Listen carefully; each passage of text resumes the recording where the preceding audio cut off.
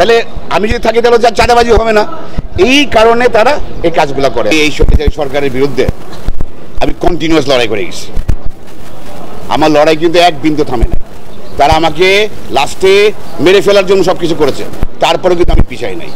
এখন যেটা হয়েছে আর কি, ওই লোকজনই ওরাই ওই আপনার সেই ছাত্রলীগ, সেই যুবলীগের পোলাপান, তারা কি করতেছে, 5ই আগস্টের সময় তারা পালাই গেল।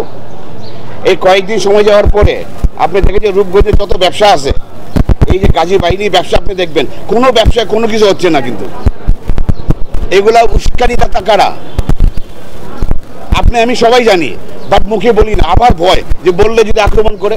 আমি কিন্তু বলেছি, আমি যেটা বলেছি এটার পিছনে যা যা করতেছে আপনি দীপু ভূঁইয়া কেন নাই, বিকজ আমি চাঁদাবাজি করতে দিই না। তো আমি কোনো মাদকের ব্যবসা আমি করতে দেবো না।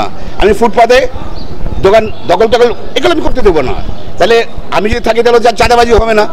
এই কারণে তারা এই কাজগুলো করে আর কি। ওই যে গাজীর সাথে দেখছো না যে আমি লড়াই করছি, গাজীর বিরুদ্ধে লড়াই করে গেছি।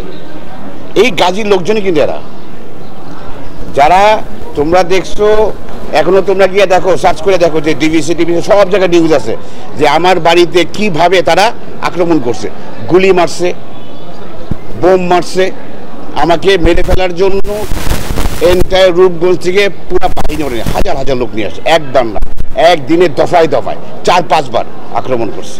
জায়গার মালিক আমি, আমার জায়গার মালিক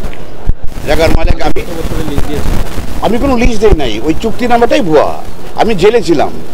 দখলবাজিরা কি করে, যারা জায়গা দখল করে তারা করে কি, ওই তোমার নামে একটা মামলা দেবে, একটা চুক্তি করবে, তুমি দেখবা 2টা চুক্তিনামা আছে।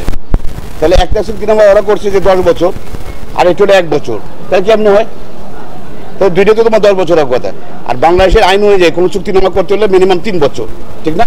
আপনি রূপগঞ্জবাসী, নারায়ণগঞ্জবাসী প্রতিটা মানুষকে জিজ্ঞেস করে দেন, তারা নারায়ণগঞ্জকে কিভাবে অত্যাচার করছে তা ভাষায় প্রকাশ করার মতো না।